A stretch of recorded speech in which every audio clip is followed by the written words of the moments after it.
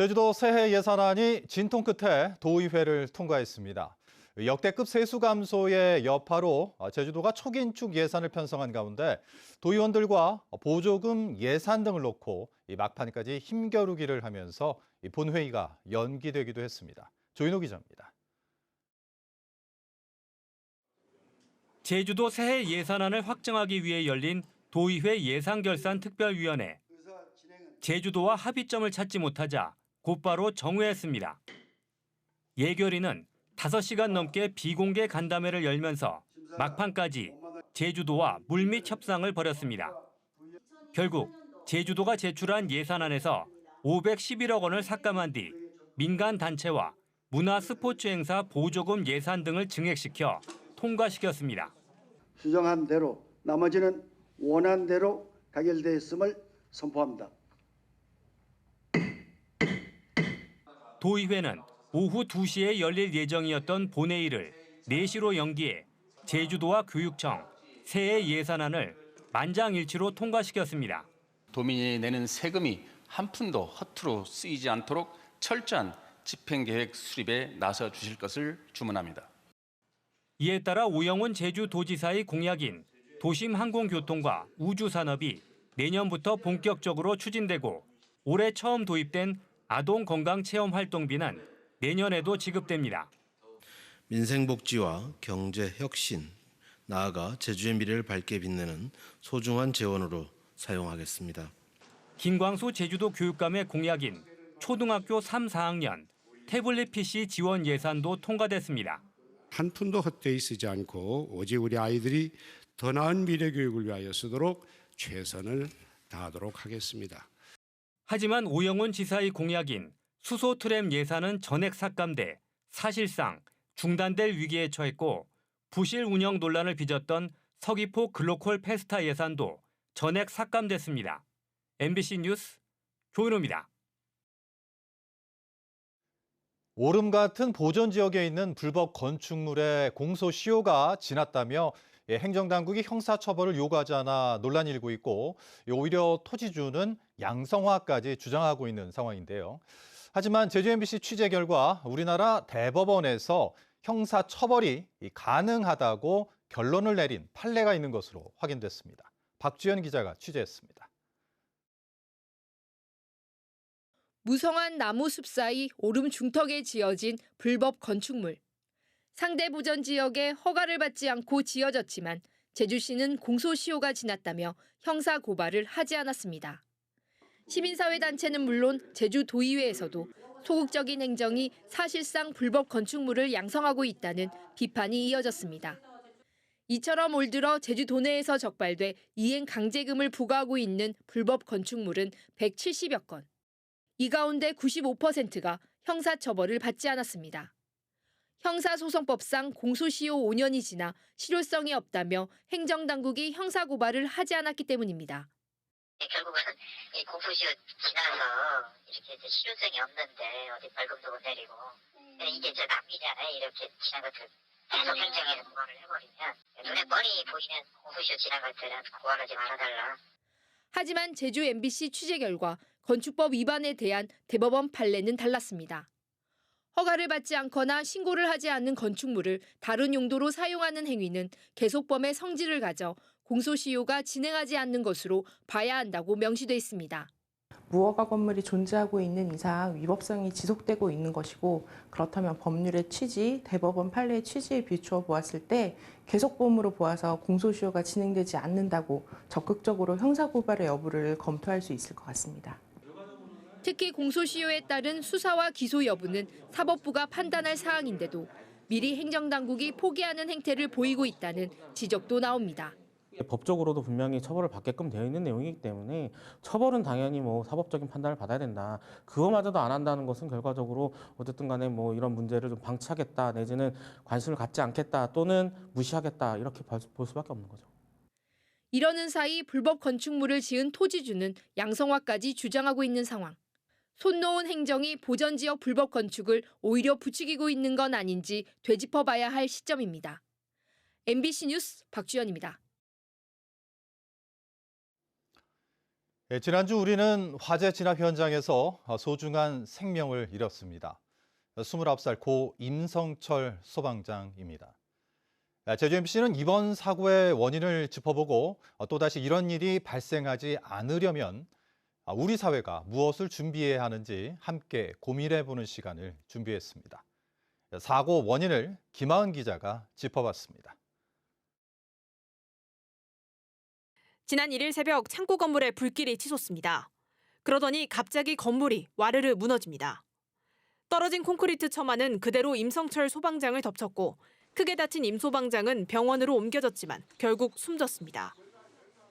불이 난 곳과 비슷한 형태의 창고 건물입니다. 특히 제주도에서 많이 보이는 창고 형태인데 슬레이트 지붕 양옆으로 콘크리트 처마가 덧대져 있습니다. 다른 지역에서는 좀처럼 볼 수 없는 제주 지역만의 특수한 건축 구조.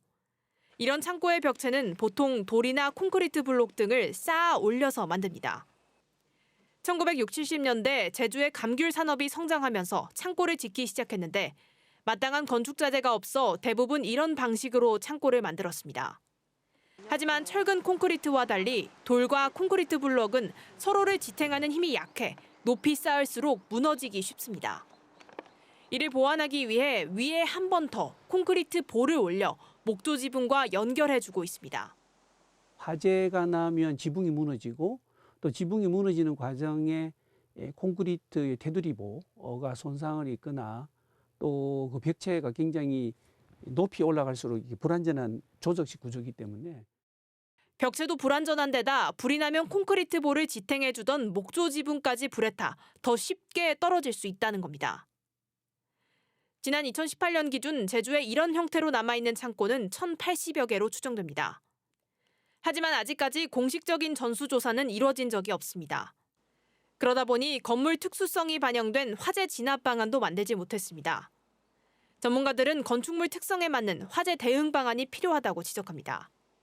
화재 진압 시에 위험에 대한 상황들에 대한 부분들을 충분히 좀 인지하고 판단할 수 있는 이런 소방관 스스로의 각각의 역량들을 이제 좀 높일 수 있게끔 교육하고 훈련하는 부분들 이런 것들이 더 필요하지 않나 싶거든요. 소방당국은 행정시에 관련 건축물 실태 조사를 의뢰하고 애도 기간이 끝난 다음 주부터는 사고 원인 조사를 통해 대책을 마련할 방침입니다. MBC 뉴스 김하은입니다. 지금의 제주도 고교 체제는 급증한 제주시 서부권의 인구를 반영하지 못해 학생들의 통학거리가 길어지는 등 문제가 심각한데요. 학령 인구 감소에 대비해 새롭게 고교 체제를 개편하고 그에 따라 신제주권 고교 설립을 검토해야 한다는 의견이 제시됐습니다. 홍수연 기자입니다. 제주도 전체 인구의 73%가 밀집한 제주시 서부의 연동과 노형, 외도와 2호 도두동 지역. 거주 인구는 많지만 이곳의 고등학교는 제주 제1고와 제주고, 남영고 등 3곳에 불과합니다. 특히 특성화고인 제주고를 빼면 여학생이 다닐 수 있는 일반계 고교는 공학인 남영고 한 곳뿐이어서 다른 지역으로 통학해야 합니다. 이 같은 문제를 어떻게 풀지 해답을 찾기 위해 마련한 용역에서는 고교 체제 개편이 먼저라는 의견이 제시됐습니다. 30년 가까이 된 현행 고교 체제로는 앞으로 빠르게 진행될 학령 인구 감소에 대응할 수 없다는 겁니다. 33년을 기점으로 해서 정원 대비 신입생 수가 감소하는 모습을 보여주거든요. 그러니까 33년부터 어떻게 보면 동지역뿐만 아니라 읍면 지역의 학생들의 모집, 그러니까 충원이 어려울 수 있는 상황이 발생할 수 있다는 걸 본 연구를 통해서 밝혔고요. 고교 체제 개편이라는 전제 조건이 해결되면 장기적인 관점에서 신제주에 고등학교 설립을 검토할 필요가 있다고 밝힌 용역팀. 개편한 방향으로 고교 평준화 지역 확대와 특성화고 활성화, 남고 또는 여고의 공학으로의 전환을 제시했습니다. 제주도가 평준화라고 하지만 약간 비평준화처럼 움직이고 있습니다. 그래서 제주 시내권을 이제 평준화 몇 개, 소위 옛날 인문계 고등학교를 말씀드린 건데요. 그걸 좀 더 확대해서 읍면 단위까지, 제주시 읍면 단위까지 넓혀서 평준화를 할 필요가 있다라고 저희는 생각하고 있고요. 제주도교육청은 이번 연구 용역 최종 결과와 의견 수렴 절차를 거쳐 정책을 결정할 계획입니다. 새로운 고교 체제 개편 속에 장기적으로 신제주권 고교 신설 의견이 제시되면서 기존 제주시내 특성화고의 일반고 전환 방안 등에 대한 논의도 급물살을 탈 것으로 보입니다. MBC 뉴스 홍수현입니다. 국회 지역균형발전포럼 제주지역 회의가 여야 국회의원과 우동기 지방시대위원장이 참석한 가운데 제주도청에서 열렸습니다.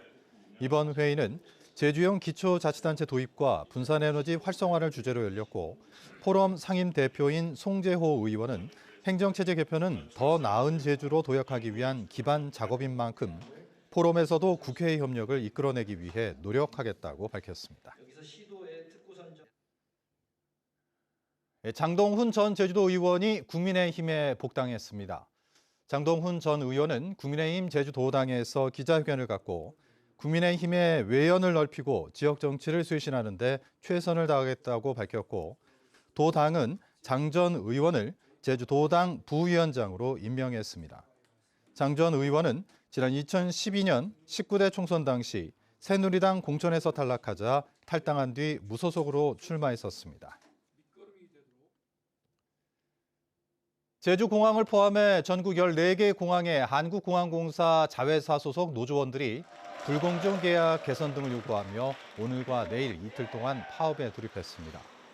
이들은 한국공항공사가 세계 자회사를 분할 설립해 노동자들의 단체 행동권을 약화시키고 불공정한 계약을 강요하고 있다며 공기업 모 기관의 갑질 계약과 자회사 지배 개입 운영을 근절하도록 개선을 요구했습니다. 제주 서부경찰서는 도내 모 고교에서 휴대전화를 이용해 불법 촬영한 혐의로 10대 남학생을 구속했습니다. 경찰에 따르면 이 학생은 지난 10월 학교 안 3곳에서 불법 촬영한 혐의를 받고 있습니다. 경찰은 휴대전화를 압수해 디지털 포렌식 수사를 벌여 피해자 50여 명을 확인했지만 피해자를 특정할 영상물은 유포되지 않았다고 밝혔습니다. 한편 경찰은 내일 사건이 발생한 학교에서 수사 결과를 설명할 계획입니다. 제주 MBC가 단독 보도한 카지노 칩 절도 사건과 관련해 40대 중국인이 구속됐습니다. 이 남성은 지난 2일 제주 시내의 한 호텔 카지노에서 다른 중국인이 갖고 있던 3,500만 원 상당의 카지노 칩을 훔친 혐의를 받고 있습니다. 경찰은 지난 3일 오후 2시 20분쯤 제주국제공항에서 중국으로 출국하려던 이 중국인을 긴급 체포했습니다. 제주도가 내년부터 보훈수당을 인상합니다. 이에 따라 참전유공자 명예수당은 80세 이상 월 22만 원에서 25만 원으로 80세 미만은 월 12만 원에서 15만 원으로 인상됩니다. 또 참전유공자 배우자 복지수당과 독립유공자와 전몰 순직 군경 등의 보훈 예우수당은 월 9만 원에서 10만 원으로 인상됩니다. 제주지역 보훈 대상자는 11,000여 명이며 이번 인상으로 8,100여 명이 혜택을 받게 됩니다. 오영훈 제주도지사가 제주사 정립을 위한 구체적 실행 방안을 수립하겠다고 밝혔습니다. 오영훈 지사는 도정 현안 및 정책 공유 회의에서 탐나의 역사를 초등학교 사회 과목에서 교육할 수 있도록 교육청과 잠정 합의했다며 도내 모든 학교에서 제주사 교육이 진행되도록 제주 역사 강사 풀을 정비하라고 지시했습니다. 오 지사는 또 한화 우주센터를 하원 테크노 캠퍼스에 조성하기 위한 공장 설립 승인 절차가 12월에 예정돼 있다며 차질 없이 진행하라고 당부했습니다. 전국교직원노조 제주지부는 도내 모 고교 교장의 성희롱과 갑질 사건과 관련해 성명을 내고 해당 교장에게 제주도교육청이 경징계를 결정한 것은 4대 비위에 해당하는 범죄에 눈을 감는 처사라고 규탄했습니다.